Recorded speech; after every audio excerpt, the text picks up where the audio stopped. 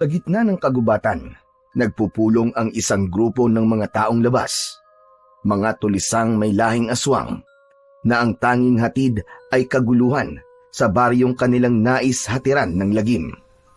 Pinamumunuan ito ng kilalang mabagsik na lider ng kanilang grupo. Yun ay walang iba, kundi si Capoldo. Makinig kayong lahat, mga kasama. Ang mensahe at utos ng pinuno ng mga tulisan ay katulad ng batas sa kanilang pangkat. Nagpatuloy sa kanyang sinasabi si Capoldo. Hindi tayo dapat magsayang ng oras. Kailangan na nating muling bumaba sa kapatagan. Hindi tayo mabubuhay kung mananatili lang tayo dito sa gubat. Nasa kapatagan ang mga kailangan natin. Naroon din ang mga taong kailangan natin upang palakasin ang ating pangkat. Naiintindihan niyo ba ako, mga kasama? Sabay-sabay na sumagot ng oo kay Capoldo ang mga tulisang nakarinig sa mga sinabi ng kanilang lider. Kaya naman, gawin niyo ang nararapat. Kapag may kokontra at hahadlang, gamitin niyo ang inyong pagkaswang para takutin sila. At kung manlalaban, patayin! Hindi dapat maadlangan ang ating mga plano. Para ito sa ating lahat. Para sa ating pangkat. Para makita nila na tayong mga aswang ang mas makapangyarihan at dapat na namumuno. Aagawin natin ang pamumuno sa bayang ito. Tayo ang magpapatupad ng pagkakapantay-pantay. Batas nating mga aswang ang ating ipatutupad. Nagpalakpakan at lumikha ng ingay ang mga tulisang aswang. Gusto nila ang sinabi ng kanilang lider. Pangako ng pagkakapantay-pantay. Pangakong saganang buhay ang nais nila. Yun ang hangad at ipinaglalaban na prinsipyo ng grupong tinawag nilang Kabaka o kaisa sa bagong pakikipagbaka. Handa nilang bakahin at labanan ang kahit na ano para sa kanilang ideolohiya. Sila ang mga tulisang aswang na nagnanais na makuha ang pamumuno sa pamahalaan sa bayan na kanilang kinaroroonan. Doon sila magsisimula at magpapalakas. Kaya bago pa dumilim ay naghanda na ang grupong Kabaka. Bababa sila ng kapatagan upang gawin ang kanilang pakay. Isang baryo ang kanilang planong puntahan at salakayin. Doon sila kukuha ng kanilang mga kailangan. Gapangin ang mga maimpluwensya at kapitalistang mamamayan na maaaring magbigay sa kanila ng salapi at suporta sa kanilang pangkat. Ang magiging kapalit ay proteksyon mula sa mga nais manakit at sumira ng kanilang kumpanya. Isa ang Baryo Dalupian sa mga baryo na maaaring salakayin at guluhin ng mga tulisang aswang. Subalit sa pagkakataong yun ay uunahin nila ang Baryo Sagrado na malapit lang sa Baryo Dalupian, ang kanilang nakatakdang puntahan. Sa Baryo Dalupian, nakatira ang pamilya ng batang si Obet, 12 anyos. Kasama niya sa bahay ang kanyang pinsan na si Miguel, isang binata, at ang ina ni Obet na si Corazon at si Lolo Teban. Pangangaso ang isa sa kanilang ikinabubuhay. Mga ligaw na hayop na ginagawang karne at ipinagbibili. O kaya naman ay ani mula sa kanilang mga pananim sa kaingin. Inatake na naman ng kanyang rayuma si Lolo Teban ng araw na yon. Ibig sabihin ay hindi na naman ito makakasama sa magpinsang Obet at Miguel para manghuli ng mga ligaw na hayop sa gubat. Aray ko! Aray!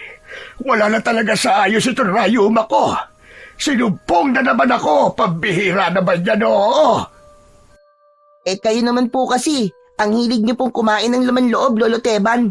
Di po ba sabi po ng doktor magpakonsulta kayo at iwasan ang pagkain ng mga lamang loob? Anak, matigas kasi ang ulo ng lolo mo. Talagang nagkampihan pa kayo mag-ina. Baka pag-untugin ko kayo dalawa dyan Ako na naman ang nakita nyo. Ganito ang sakit-sakit ng rayuma ko. Si Lolo talaga oh. High blood kagad. Saka tama lang naman po ang sinabi ni na Tia Corazon eh. Isa ka pa, Miguel. Pinagkakaisahan nyo talaga ako. Wala na yata akong kakampi sa bahay na ito. Kasi nga po, Itay, matigas po ang ulo nyo. Paano po kayong kakampihan nitong mga apo nyo? Lintik na yan. Oo na. Kasalanan ko na. Ako na ang mali kung bakit namamagana naman ang tuhod ko. Kasalanan ko na. Ako na ang salarin. Kahit ang pagpatay kay Ninoy, aaminin ko na.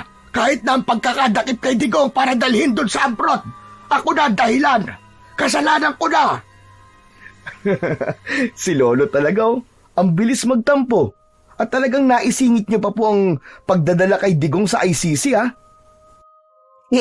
Siyempre, pinsan. Lagi nakikinig sa kanyang transistor radio yan si Lolo Teban eh. Kahit nga mahina na ang baterya ng radyo niya, nakikinig pa rin. Halos nakadikit na sa tenga ang transistor niya. Ikaw talaga, Obet. Mahilig kang makialam. Yun na nga lang ang kaligayahan ko, ang makinig ng radyo. O, tama na ang pagtatalo niyo, Obet. Hayaan mo na ang lolo mo. Lalo lamang sasakit ang tuhod niya dahil sa sama ng loob. Nako, kayo talaga. Kapag gumaling ang rayuma ko, kayong tatlo, huyo kayo sa akin. Wow! Si Lolo! Nakikimillennial ah! May pahuyo-huyo pang nalalaman. Tumigil ka. Narinig ko lang yon. Nakikiuso lang ako. Bakit masama ba? Tara na nga, Obet. At baka maunahan na tayo sa lakad natin eh. Teka. Saan ba ang punta niyo magpinsan? Nay, sa gubat po. Mga ngaso lang po kami ni Miguel. Kailangan po namin manghuli ng ligaw na hayop eh. Para ipagbili po ang karne sa bayan. Kundi sana ako nahihirapan eh. Masasamahan ko kayo. Ayos lang po, Lo. Kaya na po namin ni Miguel. Teka lang.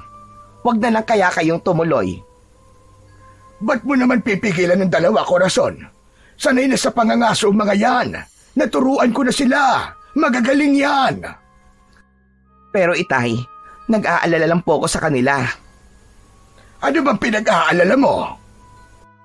Mangyaring, may narinig po kasi ako kanina nang magpunta po ako sa tindahan para bumili ng itlog. Narinig ko pong usap-usapan doon na nakarating na po sa baryo natin ang grupong kabaka. Sino po ang mga yon, Tia Corazon? Hay nako, yung rebeldeng grupo. At balita kasi, nananakit ang mga yon at handang pumatay. Wala silang patawad. Hindi naman siguro basta papatay yun kung wala kang atraso sa kanila. Sa kaya ng hirap sa ibang tao eh. Pinasasama kagad nila ang grupo na wala namang ginagawang hindi maganda. Ay nako, Itay. Siguro naman may katibayan sila sa masamang gawain ng mga yon. Kaya ganun na lamang ang kumalat na balita. Pero Tia, hindi po kami natatakot sa mga kabaka na yon. Oo nga po, Inay. Hindi naman po nila kami kaaway eh. Hindi nila kami kalaban. Oo nga naman, mga apo. Dahil ang grupong yon ay galit sa mga taong mapagsamantala. Sa ganung bagay, kilala ni Lolo Teban ang grupo ng kabaka. Subalit ang hindi nila alam ay nabago na ang kanilang pinaniniwalaan. Hindi na sila mabuti gaya ng dati dahil nga ang kanilang grupo ay pinamumunuan na ni Capoldo na may lahing aswang. Kaya lahat ng mga kaanib sa pangkat ay ginawa niyang kauri niya. Hindi na sila ang dating grupo ng kabaka na kilala sa pagtulong at pagbibigay ng hustisya sa mga naaapi, kundi kabaligtaran na ang kanilang mga ginagawa. Sa kabila ng pag-aalala ni Corazon, ay hinayaan pa rin nilang magtungo sa gubat ang magpinsan upang doon ay mangaso. Kailangan nilang gawin yon para sa kanilang ikinabubuhay. Hindi naman naging maramot ang pagkakataon nang makarating sa gubat ang dalawang magpinsan. May nahuli silang 2 batang baboy ramo at may bayawak rin. Sapat na yon para magkaroon sila ng maibibenta at makakatulong ang kanilang pagbebentahan para sa kanilang pangangailangan. Itinabi na ni Obet at Miguel ang mga ligaw na hayop na kanilang nahuli nang makarinig sila ng ingay. Kasunod nun ay ilang ulit na putok ng baril ang narinig nila, kaya nagulat at nakaramdam ng takot ang magpinsan. Galing sa baril ang putok na yun, Obet ah. Oo nga, Miguel. Ano kayang ibig sabihin nun? Dalawang bagay lang ang naiisip ko. Kung hindi yun hudyat, ay posibleng may binaril. Merong pinatay. Naku po, Miguel. Parang malapit lang dito sa kinaroroonan natin ang tunog na yun ah. Yun din nga ang rinig ko. Huwag na tayo magtagal dito, pinsan. Mahirap na. Baka mamaya may binaril at madamay pa tayo. Naghahanda na sana ang dalawa upang umalis na sa lugar na yon nang makarinig silang muli ng ingay. Ingay na tila merong tumatakbo at naghahabulan. Kaya saglit nilang iniwan ang mga hayop na kanilang iuuwi at humanap sila ng lugar na may makapal na halaman na pwede nilang mapagtaguan. Pinsan, Obet, dito tayo, halika, dali. Oo, sige. Mauna ka. Susunod na lang ako. Nagmamadaling nagkubli ang magpinsan sa lugar na may makapal na halaman. Sa kanilang pinagtaguan ay imposibleng makita pa sila. Kaya lang, hindi sila dapat lumikha ng anumang ingay dahil tiyak na malalaman na may ibang taong naroroon. Baka maging mitya pa yon ng kanilang kapahamakan. Habang nakakubli sina Obet at Miguel, ay wala silang inikan. Pigil na pigil din ang kanilang paghinga upang hindi yon makalika ng kahit na anong ingay. Saglit pa ay naramdaman ng dalawa na papalapit sa kanila ang mga kaluskos at yabag. Hanggang sa nakita nila ang isang lalaki ang tumatakbo na may sugat sa katawan malapit sa dibdib. Isang bagay ang naisip ni na Miguel at Obet. Posibleng binaril ang lalaking tumatakbo. Ilang mga kalalakihan ang nakita ng dalawa na nakasunod sa lalaking sugatan. Hanggang naabutan ng mga lalaking nakasunod ang taong may sugat. Malapit lang yon sa pinagkukublihan ng magpinsan. Bumagsak pasadsad sa damuhan na tila nangihina ang sugatang lalaki. Ang kalalakihang humahabol sa kanya ay huminto sa harap ng taong sugatan. Biglang nagpalit ang anyo ng mga ito. Nagkaroon ng makakapal na balahibo. Lumaki at humaba ang tenga at tinubuan ng pangil at matutulis ng ngipin. Maging ang kanilang mga kuko ay humaba ng pabaluktot at matutulis na animo ay tari ng manok. Umatungal na nakatingala sa langit ang dalawang halimaw, saka pinagtulungan nilang dukutin ang lamang loob ng kaawa-awang biktima na nasa kanilang harapan. Kitang-kita ni na Obet at Miguel ang kahindik-hindik at nakapandidiring pangyayari na yon. Halos bumaliktad ang kanilang sikmura nang makita nila na nilalantakan at waribay sarap na sarap pa ang mga aswang habang ginagawang pagkain ang dinukot na lamang loob sa lalaking sugatan. Kapwa takip ng magpinsan ang kanilang bibig upang isa man sa kanila ay hindi makalika ng ingay. Labis silang natatakot at nag-aalala na sakaling makalika ng ingay ay mabaling sa kanila ang atensyon ng dalawang aswang at sila naman ang gawing pagkain. Ilang minuto rin na nanatili sa kanilang pinagkukublihan ang magpinsan. Saka pa lamang sila lumabas sa madamong lugar nang matiyak nilang wala na ang dalawang halimaw at iniwan na ang kanilang biktima. Kalunos-lunos ang itsura ng lalaking naging biktima ng aswang. Hindi sukat akalain ng magpinsan na sa gagawin nilang pangangaso ng araw na yon ay masasaksihan nila ang ganong uri ng kahindik-hindik na pangyayari. Wala na kaya ang dalawang aswang na yon, pinsan? Oo, sa tingin ko wala na sila. At tiyak na hindi na sila babalik dito dahil busog na yung mga yun. Pambihira. Kawawa naman yung biktima nila, Miguel. Tama nga pala ang kumakalat na bali-balita dito sa atin. Tungkol sa aswang na nagkukuta dito sa kagubatan? Oo, Obet. At sila rin yung sinasabing mga tulisang aswang. Tama ka. hindi naligtas ang ating baryo sa mga nilalang nakagaya nila. Kaya tama lang pala na doble ang gagawin natin pag-iingat. Buti na lang pala at hindi nila tayo napansin habang nakatago kanina. Kung hindi, baka katapusan na natin.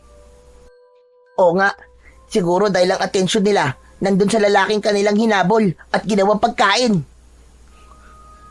Pero ang alam ko ay matalas din ang kanilang pang-amoy. Kaya lang, ba't hindi nila tayo naamoy, Obet? Hehe, paano?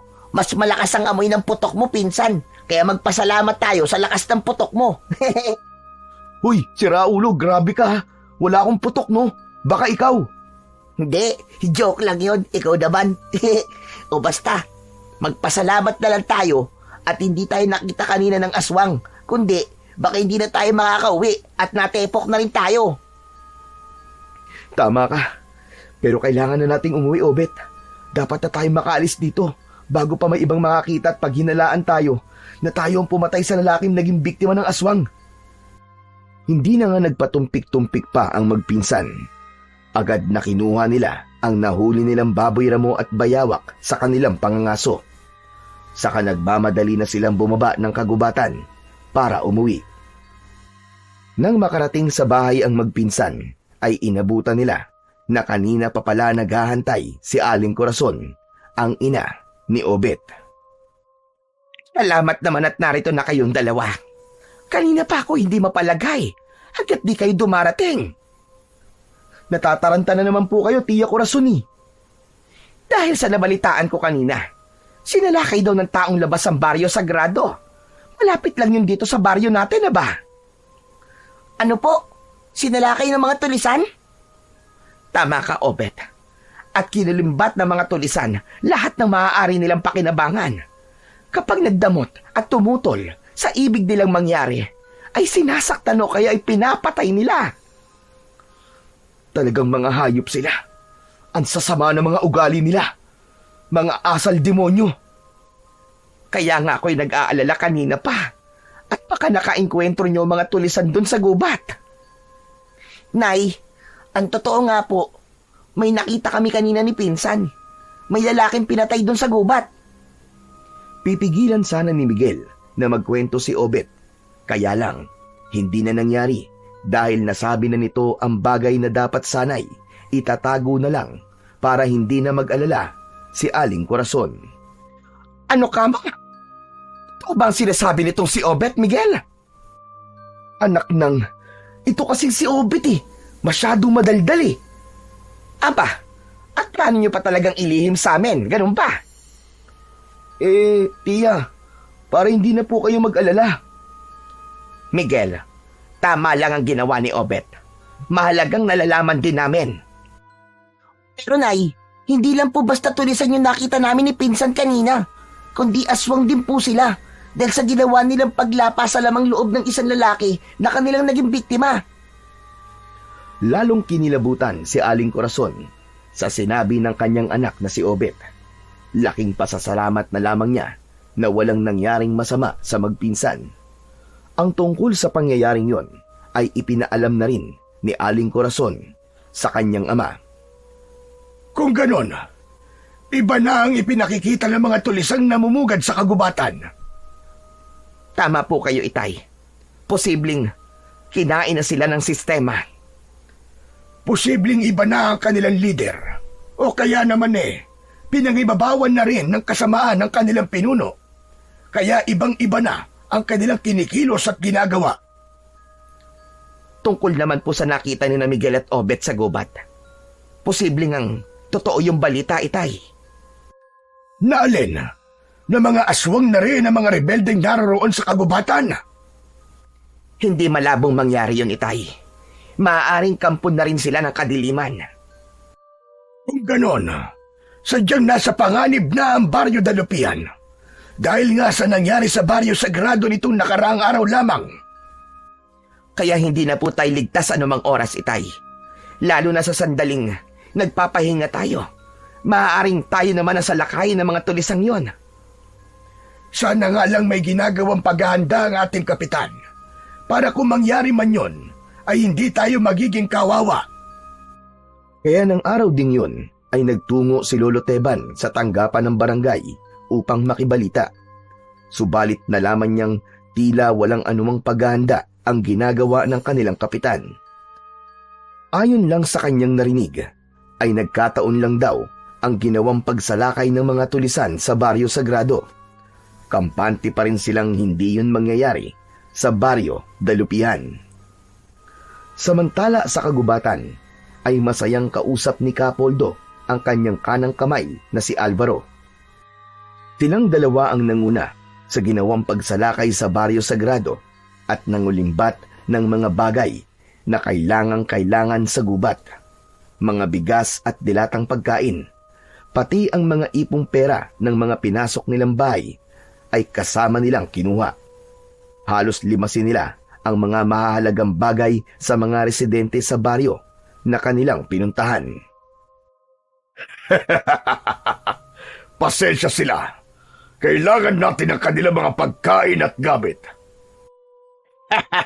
Dapat nga ay magpasalamat pa sila dahil hindi bumahan ang dugo nang tayo'y sumalakay. Marami sa mga taga-Baryo Sagrado ang duwag. Mas pinipili nilang hindi manlaban at manahimik na lamang. At pabor yun sa atin, Kapoldo. Kaya lamang, hindi na tayo makakabalik sa kanila. Dahil tiyak, paghahandaan na nila tayo. Marami pa naman baryo, Kapoldo, at maaaring yun na lamang ang puntahan natin. Sa susunod, ay mga kalalakihan ang ating target na kukunin. Yung mga nasa edad 20 hanggang 40 anyos, Alvaro. Yung malalakas at pwedeng makipaglaban. Para saan naman, Kapoldo? Sila ang magiging karagdagan lakas natin. Papangakuan natin ng mas magandang buhay kapag sasama sila sa atin. Kapag narito na sila, saka natin isasali ng pagiging aswang. Kapag naging kauri na natin sila, mawawala na ang kanilang interes na bumalik pa sa kanilang pamilya. Mas pipiliin na lamang nila na manatili na lamang sa gubat kasama natin. Huwag kang mag-alala, Kapoldo, dahil hindi tayo mabibigo sa ating mga plano. Ngayon pa lang, nakikita ko na, lalo pang lalaki ang ating pangkat. Kaya katatakutan ang pangalang Kabaka. Pangingilagan at sa huli ay hahangaan. Dahil matutupad na ang ating hangaring, maging malaking grupo na tayo na magpapabagsak ng gobyerno para tayo na ang siyang mamumuno sa buong bayan. Tama ka. At kapag nangyari yun, hindi na tayo magtatago pa dito sa gubat. Bababa na tayo sa bayan, sa mga lungsod, at ang mga kauri na natin ang maluluklok sa posisyon. At batas na natin ang siyang ipatutupad sa buong bansa. Napakasarap. Napakasarap mangarap, Kapoldo. Pero hindi lang yun hanggang pangarap lamang, Alvaro. Kundi pagsisikapan nating matupad yun. Dahil pare-pareho tayong makikinabang. Dahil nga sa mga napapabalitang hindi magandang pangyayari na ginagawa ng mga tulisang galing sa gubat, ay hindi na basta pinapayagan ni Corazon na mangaso pa ang magpinsan. Ano ba naman kayo? Para yun sa inyong kaligtasan, Miguel. Kung samahan ko na lang kaya mga apo ko, Corazon. Kahit samahan niyo po sila, Itay, delikado pa rin. Pero sa pangangaso po nang gagaling ang ating ikinabubuhay. Oo nga naman po, Inay. Kaya paano pa po tayo mabubuhay niyan kung pangangahoy lang po ang gagawin namin ni Pinsan? Tiyak po, kakapusin po tayo sa panggastos natin. Gagawin ko na lamang ng paraan. Dadayo ko kahit sa kabilang baryo para maggupit ng buhok at ng kumita ko. Anak, hindi maaaring ikaw lang ang kikilos. Kaya hayaan mo nang magsama-sama kaming tatlo para manghuli ng ligaw na hayop. Itay, paano naman po kung may mangyaring masama sa inyo? Pabihira ka. Bakit naman kasi nang iniisip mo? Saka sa araw kami pupunta sa gubat. Gabi naman kung sumalakay ang mga tulisang aswang eh. Itay, ang aswang na sinasabi nyo, wala nang oras na pinipili. Kahit araw ay may kakayahan na rin silang gumala. Hindi na nakipagtalo pa si Lolo Teban sa kanyang anak. Alam niya ang punto nito, kaya nga lamang hindi maaaring wala silang gagawin para sa kanilang ikabubuhay. Samantala, dahil nga handa si Kapoldo na patuloy pang palakasin at paramihin ang mga miyembro ng kanyang binubuong grupo, kaya minsan pa siyang nag-utos sa mga tauhan upang humanap ng mga kalalakihan na isasama sa gubat. Kaya naman, pagsapit ng gabi ay may kanya-kanyang lakad ang bawat grupo. Kailangan makapagpadala sila ng mga kalalakihan na maidaragdag sa kanilang pangkat. Dapat silang makakuha sa kahit na anong paraan.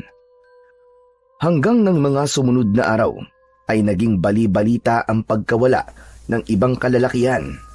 Samot-sari ang balitang lumalabas. May sinasabi na may rebelding dumukot sa ilang kalalakihan. Merong pinangakuan ng magandang buhay. Meron din namang tinakot at ang iba ay biktima raw ng aswang at isinama. Kaya mas pinaniwalaan nila na sapilitang kinuha ang mga kalalakihang nawawala. Mula yun sa mga baryong magkakaratig o magkakatabi, ang balita na pagkawala ng mga kalalakihan. Ang mga pangyayaring yun ay dahil ipinag-utos ni Kapoldo, ang lider ng mga tulisan. Tiyakin na hindi makakatakas sa mga lalaking dinala nyo dito sa ating kuta. Oo, Kapoldo. Maigpit at matibay ang mga ginamit na panali sa kanila. Huwag mo na silang pakakainin. Ngunit, nagrereklamo na ang iba sa kanila, Kapoldo. Dapat muna natin silang gamutin. Para kapag gutom na sila, Alvaro, hindi na sila makakatanggi pa sa pagkaing ihahain natin. Tsak lalantakan nila kagad yun. Wala silang kalam-alam na sa pagkain na ibibigay natin sa kanila ay naroon ang pulbos na magpapabago sa kanilang isipan hanggang sa yakapin na nila ang pagiging aswang. Magaling! Tama ka, Kapoldo. At kapag ganap na natin silang kauri, sila naman ang gagalaw para humanap ng iba pang isasama dito sa gubat. Kaya nga tuloy-tuloy lang ang ating pagpapadami. Magugulat na lamang tayo na isa na tayong malaking grupo. At kapag nangyari yun, bababa na tayo ng kapatagan dahil sasakupin na natin ang isang baryo kung saan tayo maninirahan ng magkakasama. Doon tayo bubuo ng isang bagong pamayanan. Pagkatapos ng isang araw na hindi pagbibigay ng pagkain sa mga kalalakihang dinukot mula sa iba't ibang baryo, ay saka pa lamang sila naghanda ng pagkain. Karne ng mga hayop gubat ang inihanda nilang pagkain para sa mga ito. Pinakuluan nila ng bahagya ang mga karne ng hayop kasama ang mga lamang loob. Saka yun ang kanilang ibinigay sa mga kalalakihan. Nang makita ng mga lalaking bihag nila ang pagkaing inihanda, ay halos bumaliktad ang kanilang mga sikmura. Dahil amoy pa lamang ng pagkain ay parang hindi na kayang tanggapin ng kanilang mga tiyan. Kaya lamang matindi na ang gutom na kanilang nararamdaman. At kung hindi naman nila kakainin ang mga inihandang pagkain, ay nakatutok naman sa kanilang mga ulo ang baril na mga tulisan na siyang tatapos sa kanila. Kaya wala silang magawa kundi kainin ang mga malalansang pagkain kahit pa hindi yun kayang tanggapin ng kanilang mga sikmura. Pagkatapos na makakain ang mga kalalakihan, ay tila nahilo ang mga ito at nawalan ng malay. Pagkalipas ng ilang oras, kasabay ng pagbibilog ng buwan, ay nagising ang mga ito. Nanlilisik ang mga mata at tumutulo ang mga laway. Hindi man nagbago ang kanilang anyo, subalit ang kanilang mga kilos at galaw ay katulad na sa mga halimaw. Kapoldo! Tagumpay! Tagumpay ang ating plano! Alam ko, Alvaro, mula rito sa aking pahingahan ay naririnig ko ang kanilang ingay. Ang tunog na likha ng mga bago nating kasama. Tama ho kayo. Simula pa lamang ito, ng patuloy nating pagdami. Kaya huwag kayong titigil, Alvaro. Mas marami, mas masaya. Tama uli kayo, Kapoldo. Palagi kayong tama. Buti alam mo. Kaya bukas na bukas din, maaari ng pakawala ng mga bagong kauri natin. Pero ibilin sa iba nating kasama, nabantayan pa rin sila. Maaaring may magtangkang tumakas, lalo na yung hindi paganap ang pagiging aswang. Kapag may nakita silang kakaibang kinikilos, alam nyo na ang dapat gawin. Oo, Kapoldo. Dapat siyang barilin at ang kanilang lamang loob ay gagawing pagkain. Yun ang pangyayaring nakita noon ng magpinsang Miguel at Obet. May nakita silang isang lalaking tumatakas at sugatan. Isa marahil yun sa mga isinama sa gubat at hindi paganap ang pagiging aswang para maging kasapi ng kanilang grupo. Dahil sa ginawang pagtakas ay nauwi yun sa kamatayan. Samantala, hindi naman mapalagay ang magpinsang Miguel at Obet na wala silang gagawin para makatulong sa kanilang pangangailangan. Hindi sila sanay na nasa bahay lang. Pinsan, nakakainip yun nandito lang tayo sa bahay. Oo nga, Obet eh. Pakiramdam ko, mga pabigat lang tayo. Si Inay kasi, ayaw niya na tayong papuntahin sa gubat eh. E paano? Masyado kasing nervyosa yan si Tia Corazon eh. Ewan ko ba kay nanay? Ano kaya kung bukas ay sumalisi tayo? Mangaso tayo. Huwag nating ipaalam. Pero paano natin gagawin yun? Madali lang. Akong bahala. Makinig kang mabuti sa akin. Kunwari, sasabihin ko may lakad ako, tapos ikaw, sasabihin mo kunwari din na makikipaglaro ka lang sa mga kaibigan mo. Hindi tayo aalis na magkasama. Nang sa ganun, hindi sila magginala. Teka, parang, oo nga no, parang pwede yun ah. Pwede talaga, Obet. Tapos kay Lolo Teban lang tayo magpapaalam. Tsak, hindi yun tututol kasi nga, di naman siya kagaya ng nanay mo na masyadong matatakotin eh. Laging iniisip na may mangyayaring masama sa atin. O sige, okay sa akin yan. O bukas ha, tuloy tayo, Obet ha. Kasi kung aasa tayo sa nanay mo, baka bukas wala na tayong makain. Okay lang ba sa'yo na magutom tayo? Siyempre hindi no. Kaya nagkasundo na ang magpinsan na kinabukasan ay magtutungo sila ng gubat upang mangaso at manghuli ng ligaw na hayop na may pagbibili. Kinausap nila ang kanyang Lolo Teban na pumayag naman sa kanilang plano. Ang tanging mahigpit na bilin lang ng kanilang lolo ay doblehin ang gagawin nilang pag-iingat.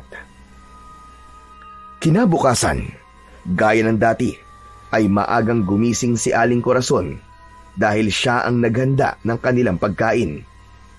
Dahil pagkatapos nilang mag-almusal, ay tsak maghihintay siya ng mga magiging customer na nais magpalinis ng kuko at magpagupit ng buhok. Babae, lalaki, bata at matanda ay kaya niyang gupitan ng buhok. Yun ang kanyang pinagkakakitaan. Si Lolo Teba naman ay pagtatanim ng gulay ang pinagkakaabalahan. Pagkatapos nilang mag-almusal, ay nagpaalam na si Miguel na meron siyang pupuntahan at hindi niya kasama si Obet. Kaya naman hindi nagduda si Aling Corazon. Subalit na pag-usapan na ng magpinsan ang kanilang plano at kung saan sila magkikita. Nang may dumating na customer ang nanay ni Obet, ay sinamantala niya yon para magpaalam din sa ina. Sinabi na makikipaglaro lang siya sa kanyang kaibigan. Subalit lingid sa kaalaman nito, ay magkikita lang sila ng pinsan niyang si Miguel sa lugar na kanilang napag-usapan para sabay na magtungo sa gubat. Ayos, pinsan! Akala ko matatagalan ka pa eh. Buti na nga lang may dumating na magpapagupit ng buhok kay nanay eh. Kaya nagpaalam na kagad ako para maglaro kunwari. Wala siyang maraming tanong pa. Okay, ayos. Bago lumubog ang araw, tsak makakabalik na tayo. At sana lang, may mahuli kagad tayong baboy ramo. Yung gamit nating panat itak, pinsan, nadala mo ba? Oo, narito sa sako. Dito ko niligay kanina. kunin mo na yung gamit mo para makaalis na tayo. Malayo-layo rin ang lalakarin natin papuntang gubat. Mula sa loob ng sako ay kinuha na ni Obet ang pana at busog na gagamitin niya, pati na rin ang itak na itinali niya sa kanyang bewang. Ikinabit na rin ni Miguel ang para sa kanya at saka nagsimula na silang maglakad patungo sa pakay nilang lugar. Samantala, nang sumapit na ang hapon, ay napansin ni Aling Corazon na wala ang magpinsan.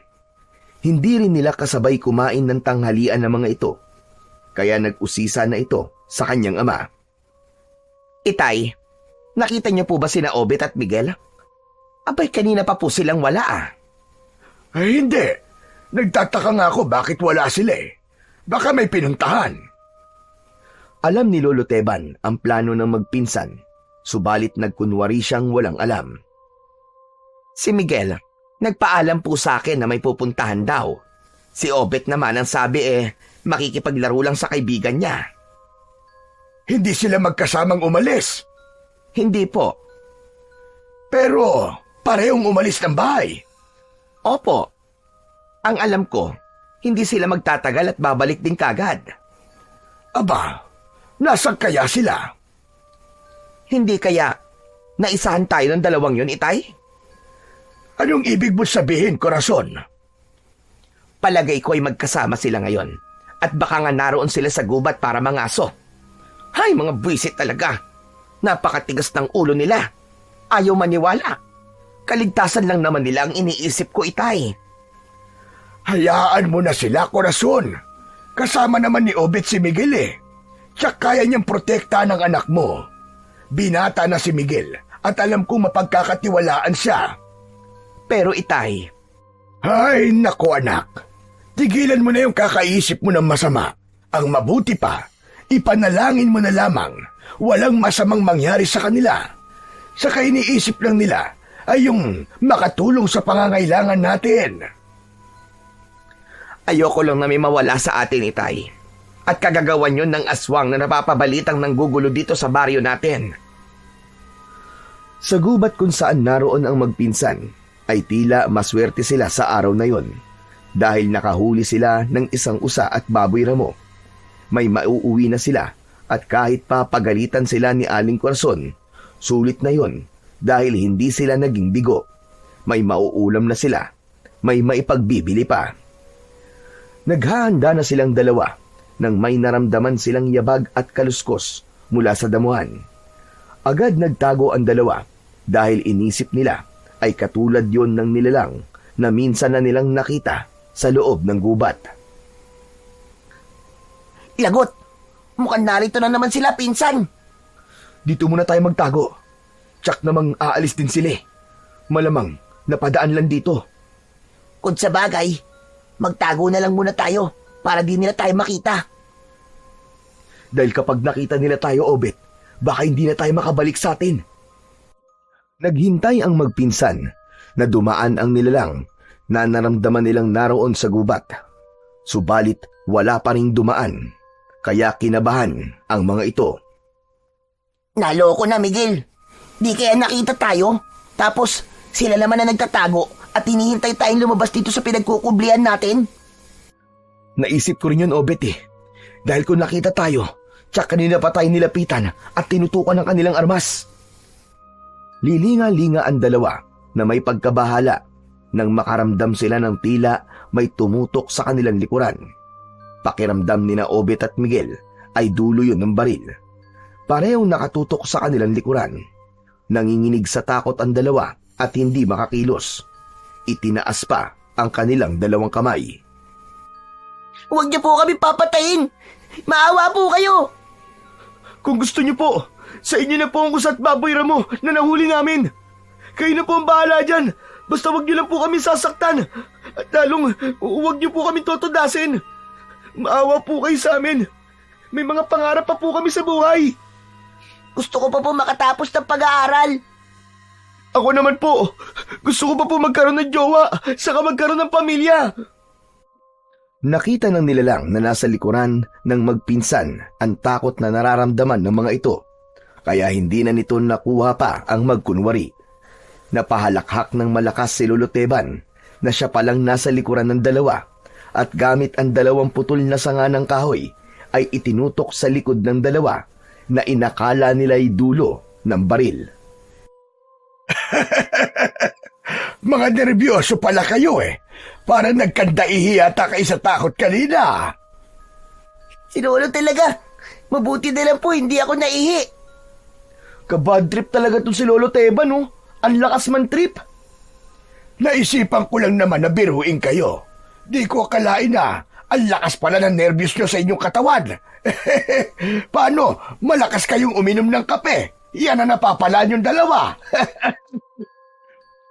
Dahil nalaman na ng dalawa na ang kanilang Lolo Teban pala ang taong kanina ay kanilang kinatatakutan, kaya naging kampante na sila at nawala na ang nararamdamang takot. Bakit kayo nandito, Lo? Bakit kayo sumunod? Sinundan ko kayo para sabihin na bumalik na kayo dahil sobra na nag-aalala ang nanay ni Obet. Lo, may sorpresa po kami. Hayun po, may nahuli po kami. Aba, ayos na ayos yan. Ba't niyo po kami sinundan dito sa gubat, Lo? Yun na nga, para tiyakin lang na ligtas kayo. Kasi nga, hindi na mapakali ang nanay ni Obet. Labis na nag-aalala sa'yo, Obet. Ganun naman po talaga si nanay eh. Masyado pong nervyosa kung ano-ano po ang iniisip. Kaya nga sinundan ko kayo dito. At salamat sa Diyos dahil ligtas kayong dalawa. Magmabuti pa, lumabas na tayo ng gubat. Lalo na't papalubog na rin ang araw. Mahirap kung aabutan tayo ng dilim sa lugar na ito. Bitbit na ng magpinsan ang kanilang gamit. Binuhat na rin ni Lolo Teban ang batang baboy ramo na nahuli ni na Obet. Ang kay Miguel naman ay ang usa, ang kanyang binuhat. Nang makarating sila sa bahay ay sermon kagad ang napala ng magpinsan mula kay Aling Corazon. Nagalit ito sa ginawa ng dalawa. Tahimik lang naman si Lolo Teban. Hindi talaga kayo marunong makinig. Pinag-alala mo ko, Obet. Ikaw rin, Miguel. Huwag na po kayong magalit, Nay. Ayos lang naman po kami ni Miguel eh. Oo nga naman po, Tia Corazon. Wala naman po masamang nangyari sa amin eh. Parang gusto mo pang may masamang mangyari sa inyo. Anak, huwag mo na silang pagalitan. Ang mahalaga eh, ligtas silang nakauwi. Huwag nyo nang uulitin yan, ha? Lalong-lalo ka na, Obet. Nawala na nga ang tatay mo dahil sa mga tulisan. Paano kung ganun din ang mangyari sa'yo? Inay, hindi po. Kaya wag na po kayong masyadong nag-aalala sa akin. Silipin naman natin ang gubat. Sa kuta ng mga tulisang aswang ay muling pinulong ni Capoldo ang mga tauhan niya at kasama na rito ang mga bagong miyembro nila. Ganap na ring nagbago ang isipan ng mga ito dahil sa pagpapakain nila ng karne ng hayop na hinaluan nila ng kakaibang uri ng pulbos. Minsan pa ay may mga pinag-utos sa kanila ang lider ng mga tulisan. Bagay na dapat nilang sundin upang hindi magalit ang kanilang pinuno. Pagkatapos ng kanilang maikling pagpupulong, ay nagkanya-kanya na ng grupo ang mga ito. Magkakahiwalay sila na muling lalabas sa gubat. Sasamantalahin nila ang katahimikan ng gabi at ang pagkakaroon ng maliwanag na buwan upang gawin ang kanilang pakay.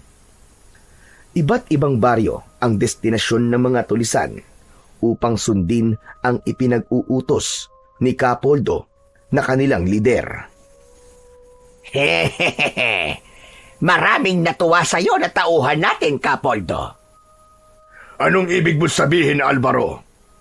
Hindi lang sikmura namin ang iniisip mo, kundi pati na rin ang iba pa naming pangangailangan at kaligayahan. Lalaki rin ako, Alvaro, at may pangangailangang kagaya nyo. Tama kayo, Capoldo. Kaya nga kakaiba kayo. Kaya nga sa pagbaba sa kapatagan, ay dapat makapili ang mga tauhan natin ng magagandang babae na siyang dadalhin dito sa kuta na papawi ng ating kalungkutan. Isa ang Baryo Dalupian na naging destinasyon ng mga tulisang aswang na bumaba mula sa kabundukan. Sa lugar na ito, gagawin nila ang utos ng kanilang lider na si Capoldo. Hahanap sila ng mga kababaihang gagamitin na papawi ng uhaw at magbibigay ng kaligayahan sa mga tulisan. Kasama na roon si Capoldo at Alvaro. Nang makarating na sa mismong baryo ng dalupihan ang ibang aswang, ay nagbago ang kanilang mga anyo. Naging nakakatakot na nilalang ang mga ito. Tinungo ang mga bahay at binulabog ang pamamahinga ng mga naroon. Kasama sa pinuntahan ng mga tulisang aswang ay ang bahay ni Lolo Teban. Nagising ang matanda sa ingay ng kampo ng dilim na nagtungo sa kanilang tahanan. Buwisit na yun ah! Parang gustong sirain ang dingding nitong bahay. Kanina pa kutkot ng kutkot. Ano kaya yon? Bumangon sa pagkakahiga ang matandang lalaki. Bahagyang binuksan ng bintana ng kanilang bahay. Nang mabuksan yon, ay biglang may humawak sa kanyang braso. Ganun na lamang ang pagkagulat nito dahil sa mabalahibo at may matutulis na kuko ang humawak sa braso niya. Subalit nabitiwan din ang braso ng matanda, kaya agad ding isinara ang bintana. Bahagya pang naipit ang kamay ng halimaw, dahilan para pumalahaw ito. Narinig ni Miguel ang ingay, kaya bumangon na rin sa pagkakahiga at lumapit sa kanyang lolo. Lo, ano po yun? Saka parang nagulat po kayo. Ano po bang nakita niyo sa labas ng bahay? Aswang! Merong aswang! Sigurado po kayo, Lo? Oh, hindi ako maaaring magkamali. Halimaw ang nakita kong yun. Isang aswang! Nakiramdam at idinikit ni Miguel sa dingding ang kanyang tenga. May kakaibang ingay na siyang narinig galing sa labas. Oo nga, Lo. Anong gagawin natin? Halika, samahan mo ko. Alam kong hindi tayo titigilan ng aswang na yan. Kaya haharapin natin siya. Ano? Paano po, Lo? Kunin mo ang itak at ang bawang dun sa kusina. Yun ang gagamitin natin panlaban sa aswang na gustong umatake sa atin. Teka, si Obet at ang tiya korason mo. Tulog na tulog po sila. Hayaan mo silang matulog. Mas mainam ngayong hindi nila nakikita ang aswang. Tayong dalawa na lang ang bahala. Sige na, pumunta ka na sa kusina at hihintayin kita sa may pintuan. Bilisan mo! Agad na nagtungo sa kusina si Miguel para kunin ang mga bagay na gagamitin nila laban sa halimaw. Saglit lang ay bumalik na si Miguel, dala ang bagay na kinuha ng binata sa kusina. Sa akin tong itak. Ikaw naman, pirapirasuhin mo ang mga bawang at gamitin mo yan para ibato sa aswang. Binuksan na ni Lolo Teban ang pinto ng kanilang bahay at lumabas na sila ni Miguel. Pagkalabas nila ay naroon at nag-aabang ang aswang. Agad na binato yun ng binata gamit ang hawak niyang bawang. Napuruhan ng halimaw at umatungal ito. Tumakbo itong papalayo na sinundan naman ng maglolo. Natakot po siya sa bawang, Lolo. Tama ka. Hindi niya kaya ang amoy at init ng bawang kapag dumikit sa kanilang katawan. Kaya sundan natin dahil tiyak na nabawasan ang lakas niya dahil sa bawang. Kailangan mapatay natin ang aswang na yun, Lo. Ursigido silang sundan at patayin ng aswang. Nakita nga nila na nakaupo at nangihina ang halimaw. Kaya agad na ibinato ni Miguel ang mga butil ng bawang na kanyang hawak. Lalo itong umatungal. Kasunod nun ay ang tila pag-usok ng katawan. Sinamantala naman ni Lolo Teban ang pagkakataon na yon upang gamitin ang hawak niyang itak at itusok yun sa katawan ng halimaw. Ang dapat sa'yo, mamatay! Halimaw ka! Buong lakas na ibinaon ng matandang lalaki ang hawak na itak sa katawan ng aswang. Tumalsik ang dugo ng halimaw nang masugatan ito. Hinagisan muli yun ni Miguel ng mga piraso ng bawang na kanyang hawak. Muli ay umusok ang katawan ng halimaw hanggang sakitang-kita nila na tila nalulusaw ang katawan ng kampon ng kadiliman. Hanggang sa ganap na natunaw na yon at naging itim na usok. Kasiyahan ang naramdaman ng maglolo. Alam nilang nagtagumpay sila sa pagharap sa kampon ng kadiliman. Bumalik na sila ng bahay, kaya lamang nagtataka sila na sa kanilang pag-uwi ay dinatnan nilang umiiyak si Obet. Oh, pinsan! Ano nangyari sa'yo? Bakit ka umiiyak? May nakita ka bang nakakatakot? Kaya ka umiiyak, Apo? Lolo, may aswang po. May aswang po ako nakita kanina. Lolo, may iba pang aswang na naiwan dito. Nasaan na sinasabi mong aswang, Apo? Wala na po siya, Lolo Teban. Umalis na. Kaya lamang po, tinangay po si nanay. Ano ka ba? Kinuha ng aswang si Tia Corazon. Oo, pinsan. Nagmamakaawa nga ako kanina para wag nilang dalhin si nanay. Pero hindi ako pinakinggan. Sinaktan pa nga ako nung aswang Binalibag ako dito. Sandali lang. Meron pa ba siyang ibang ginawa sa'yo? Kinagat ka ba o binalian? Wala na po, Lo. Pero si inay po, yun nga. Kinuha po nila. Bakit po kaya nila kinuha si Tia Corazon, Lo? Hindi ko rin alam, Miguel. Wala akong ideya. Lolo, bawiin po natin si nanay sa aswang na yun. Alam ko po sila po yung aswang na naroon sa gubat. Natatakot po ako, Lo. Baka kung ano pong gawin nila kay nanay. Bawiin po natin siya. Oo, Apo. Babawiin natin siya. Huwag ka mag-alala. Gagawa tayo ng paraan para makuha natin sa aswang na yon ang nanay mo. Ilang magagandang kababaihan ang dinala ng mga inutusang tulisang aswang sa kuta. Walang malay ang mga kababaihang yon. Isa-isang tinitignan at kinikilatis ni Nakapoldo ang mga babaeng dinukot ng mga tauhan niya. Aba, parang mahihirapan kayong pumili, Kapoldo. Tama ka. Lahat sila ay magaganda na parang wala akong itulak kabigin. Tama ka, Kapoldo. Pero ang babaeng yon na may mahabang buhok at magandang hubog ng katawan ang gusto ko. Huwag mo siyang pakikialaman, Alvaro. Akin na siya. Kanina ko pa siya kinikilatis. Pumili ka na lamang ng iba. Negurado ka na sa kanya, Kapoldo? Oo, Alvaro. Kaya dalhin niyo na siya kagad sa aking pahingahan. Sa akin na siya. Yung iba, kayo na ang bahala sa kanila. Masusunod, Kapoldo. Ang masasabi ko lang, mahusay kayong pumili. Ang babaeng napili ni Kapoldo ay si Aling Corazon, ang ina ni Obet. Bumihag sa mata ng lider ng tulisan ang angking kagandahan ni Aling Corazon. Dahil kahit may anak na ito, ay makikita pa rin sa ginang ang angking kagandahan.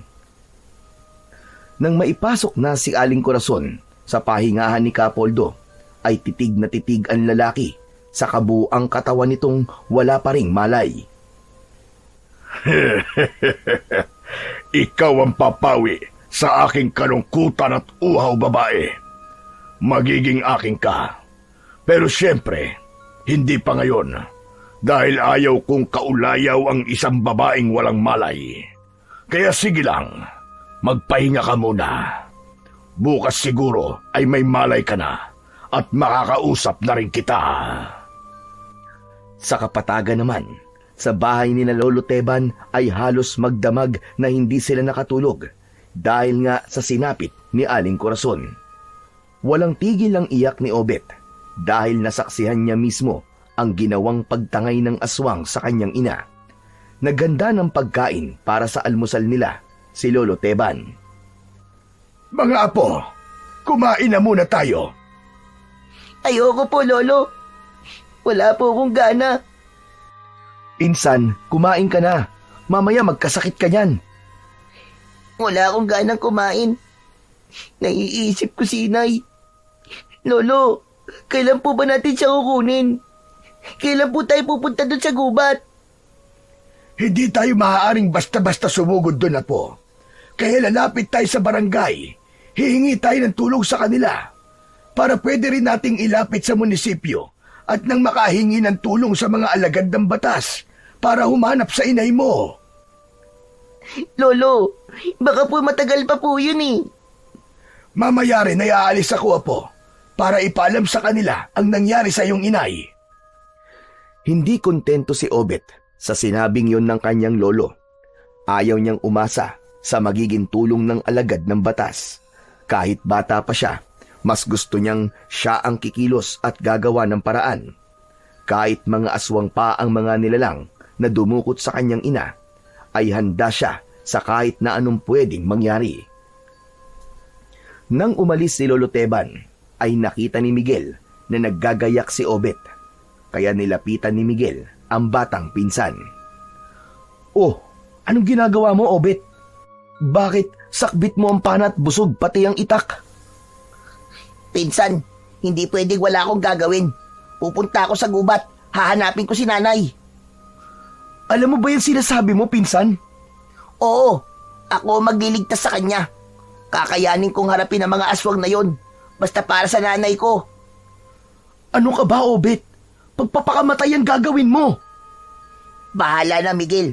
Sabi ko nga para kay nanay, handa akong gawin ang kahit na ano. Teka. Hintayin na lang kaya natin si Lolo Teban. Tsak maya-maya lang, nandito na rin yun. E paano kung hindi pa rin tayo matulungan ng mga pulis? Ano na mangyayari? Ikaw naman kasi. Kung ano-ano kasi kagad ang iniisip mo eh. Maghintay na lang tayo.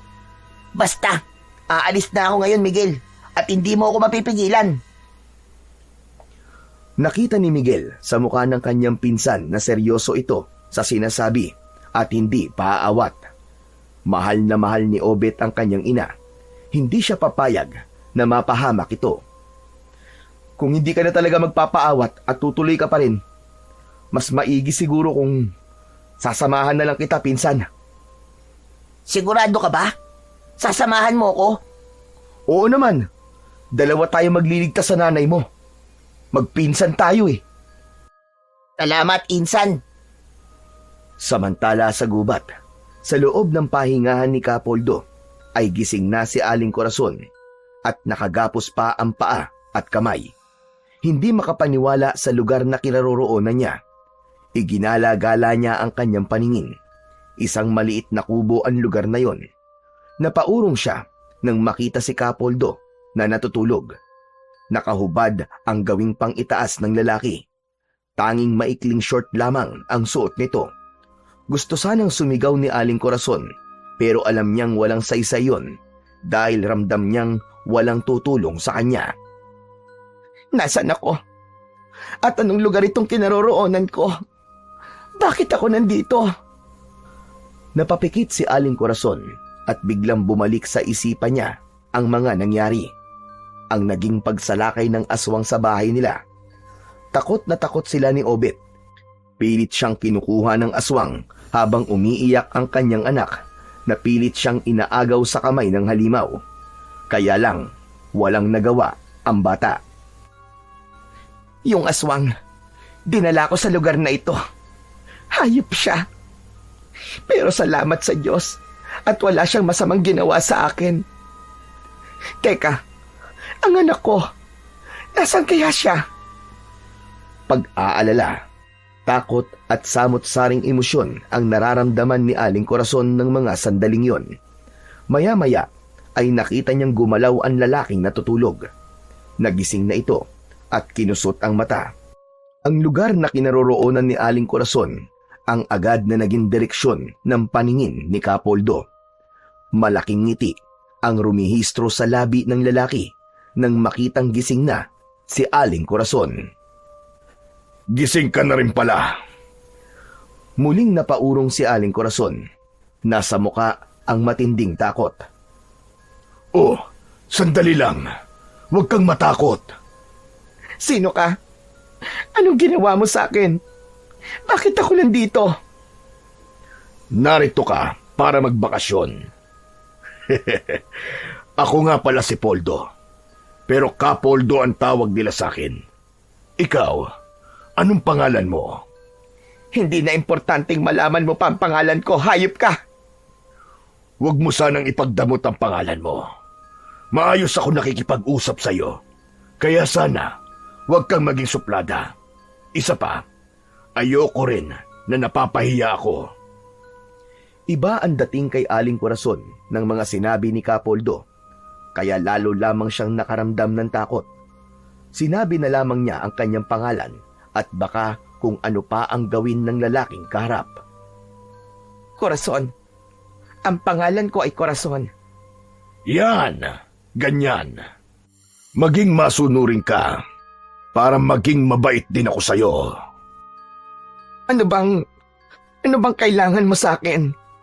Maawa ka naman sa akin, Kapoldo. Pakawalan mo na ako. Gusto ko nang umuwi. Baka nag-aalala na sa akin ang aking anak. Hindi maaari yun, Corazon. Hindi pa nga ako tapos sa dapat kong gawin sa'yo tapos gusto mo nang umuwi. Bakit? Ano bang gagawin mo sa akin? Ngumisi si Kapoldo. Makahulugan ang ngisi ng lalaki. Yun lang ang naging tugon niya sa tanong ni Aling Corazon. Tumahimik ang lider ng mga tulisan. Subalit, lalo lang lumakas ang nararamdamang takot ng babae. Nang makita niya na tumayo si Kapoldo at nagbihis ng damit, saka umalis, ay tila nabunutan ng tinik sa kanyang dibdib si Aling Corazon. Bagamat alam niya na babalik pa rin ito, ngunit kahit paano ay bahagyang lumuwag ang kanyang pakiramdam. Kumusta ang iyong gabi, Kapoldo? Naging masaya ka ba? Napawi na ba ang uhaw mo? Hindi mo na kailangang alamin. Isa pa, wala ka na ron. Tila mainit yata ang ulo mo ngayon, Kapoldo. Huwag mo sabihin, hindi ka naging masaya. Wala pa bang nangyayari sa inyo ng babaeng yon? Sayang ang alindog niya kung hindi mo pa napapakinabangan. Ang sabi ko, Alvaro, wala ka na ron.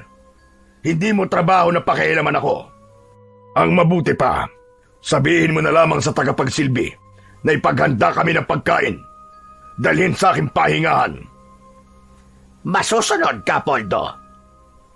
Iniwan na ni Alvaro ang pinuno ng mga tulisan. Saglit siyang napaisip sa sinabi ng kanang kamay.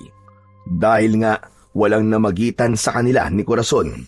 Sa magdamag na lumipas, ay hinayaan lamang niyang matulog ang babae. Maging siya man, ay pinili niyang matulog lang. Siya ang nag-utos para magkaroon ng babaeng gagamitin para maibsan ang kanilang kalungkutan at pangangailangan bilang isang lalaki. Kaya lamang, bakit hindi niya nagawang galawin si Aling Corazon? Alam niyang maganda ang babae, subalit hindi niya kayang pakialaman ito habang walang malay. Nang magkaroon naman ng malay, ay tiyak hindi magiging madali para mapapayag niya si Aling Corazon sa ibig niyang mangyari. Hanggang sa bumalik na si Kapoldo sa kanyang pahingahan. Tahimik lang doon si Aling Corazon nang muli siyang pumasok. Maya-maya ay tumawag si Alvaro at dala na nito ang ipinahandang pagkain para sa kanilang dalawa. Heto, Corazon. Nagpahanda ko ng pagkain natin. Sabayan mo kong kumain. Hindi umimik si Corazon. Tinignan lang ng babae si Kapoldo. Oo nga naman. Niyaya kitang kumain. Samantalang nakatali nga pala ang mga kamay mo. Sandali at kakalagan kita. Pero ipagpapauna ko na sa'yo na huwag kang kikilos ng hindi ko magugustuhan. Huwag kang magtatangkang tumakas dahil hindi mo maiibigan ang pwede mong sapitin. Alam ni Aling Corazon na hindi nagbibiro ang lalaking kaharap niya. Saka naisip din niya na wala sa plano niya ang tumakas ng mga sandaling yun. May iba pang paraan para siya makaalis sa lugar na yon, subalit hindi pa sa pagkakataong yun. Nagugutom na si Aling Corazon, kaya kahit may takot at kinakabahan, ay sinabayan niyang kumain si Kapoldo. Habang kumakain sila, ay may mga bagay na tinatanong ang pinuno ng mga tulisan sa kanya. Subalit matipid ang kanyang mga sagot. Naaasiwa ang babae sa mga titig sa kanya ni Kapoldo. Subalit ang mga titig na yon ng pinuno ng tulisan kay Aling Corazon ay tila may kung anong damdamin na nagpapasaya sa lalaki. Hindi niya maipaliwanag ang kanyang nararamdaman habang pinagmamasdan ang muka ni Aling Corazon. Samantala, naglalakbay na ang magpinsang Obet at Miguel. Binabagtas nila ang kagubatan upang alamin at hanapin kung nasaan ang kuta ng mga tulisan. Sa paniniwala nilang doon din nila ang kanilang hinahanap. Kaya lang, Obet, hindi natin alam kung saan dito sa gubat ang pinagkukutaan nila. Ipagpatuloy lang natin ang paghanap, Miguel. Tsak na madatagpuan din natin yun. Kaya ba nating humarap sa mga tulisan na yun, Obet? Bahala na. Basta ang tanging alam ko, gagawin ko ang lahat para sa nanay ko. Nagpatuloy sa kanilang paglalakad ang magpinsan nang bigla na lamang may humarang sa kanilang daraanan na isang puting bayawak. May taglay na sugat ang naturang hayop. May pagtataka na lumapit ang magpinsan, bagamat may konting pagkabahala, lalo na't noon lang sila nakakita ng ganung uri ng bayawak. Hindi gaya ng ibang bayawak ang nakita nila, dahil kung ang iba ay natatakot sa tao, hindi ang puting bayawak na yon, kundi tila ba sanay na sanay ito sa tao. Hala! May ganitong uri pala ng bayawak, pinsan. Kulay puti. Ngayon lang din ako nakakita ng ganyang bayawak. Tama ka, puti nga ang kulay niya at nagkukulay ginto kapag nasisinaga ng araw. Teka, pinsan. May sugat siya, oh. Saan kaya niya nakuha ang sugat na yan? Malamang may nakakita sa kanya at sinaktan siya dahil ibig siyang hulihin. Parang hinang-hina na siya, pinsan. Baka hindi na yan tumagal pa. Parang mamamatay na. Binuhusan ng dala nilang tubig ang katawan ng puting bayawak sa bahagi na dumudugo. Nawala ang dugo sa katawan nito nang mabuhusan ng tubig. Unti-unting nawala ang sugat ng naturang hayop, kaya lalo lang namangha at nagulat ang magpinsan. Kasunod noon ay lumabas ang mahaba at magkasangang dila ng puting bayawak. Sa paglabas ng dila ng hayop na reptilya ay may bagay silang nakita na nahulog mula sa bibig nito. Dahil sa pagtataka ay tig-isa nilang pinulot ang dalawang bagay na yon. Ganun na lamang ang pagtataka ng magpinsan na ang pinulot nilang maliit na bagay mula sa puting bayawak ay gumalaw at pilit na bumaon sa kanilang mga palad. Nagsumiksik ang bagay na yon hanggang sa ganap na bumaon sa kanilang kamay. Wari gumapang ito patungo sa kanilang katawan. Napapaigtad ang magpinsan nang maramdaman nilang tila ba gumagalaw yon sa kanilang katawan. Nagkatinginan ang magpinsan na may pagtataka. Sa kanila hinanap ang puting bayawak na pinagmulan ng bagay na pumasok sa kanilang katawan. Ngunit wala na ang naturang hayop. Hindi nila namalayan ang pag-alis nito. Kaya naman, nanatiling katanungan sa isipan nila ang mga nangyari. Kung ano ba ang bagay na pumasok sa kanilang katawan, nabigay sa kanila ng puting bayawak. Ano ba itong nangyayari sa atin, pinsan? Hindi ko rin nga alam, Obet eh. Pero ano bang nararamdaman mo ngayon? Parang ano eh. Parang may kakaibang enerhiya na pumasok sa katawan ko. Ganon din ang sa akin, Obet. Tila may pambihirang lakas na ibinibigay sa akin. Naisip ko nga, hindi kaya bertud ng puting bayawak yung binigay sa atin? Ano ka mo? Bertud ng puting bayawak? Oo, Obet, tama ka. Dati pa ako nakakarinig ng mutya o kaya ay bertud na galing sa bayawak. Taglay nito ay pambihirang lakas at kapangyarihan laban sa iba't ibang nilalang. Pero puting bayawak naman na nakita natin eh. Ano kayang ibig sabihin nun? Malay natin, baka mas malakas at kakaibang bertud na dala ng puting bayawak. At kapag totoo nga yun, napakaswerte natin, Obet. Dahil sa atin yun ipinagkatiwala. Isa pa, magagamit natin yun para iligtas natin si Tia Corazon. Oo nga no. Tama ka, Insan. Sana nga matulungan tayo nun sa ating misyon. Buo ang kanilang paniniwala na may dalang swerte ang inilabas ng puting bayawak. Kaya ipinagpatuloy nila ang paglalakad na puno ng positibong pag-asa na magtatagumpay sila upang iligtas si Aling Corazon sa kuta ng mga tulisang aswang. Samantala, sa pahingahan ni Kapoldo, hindi man nakatali ang kamay at paa ni Aling Corazon, ay hindi pa rin nagiging madali para makaalis at makatakas siya sa lugar na yon.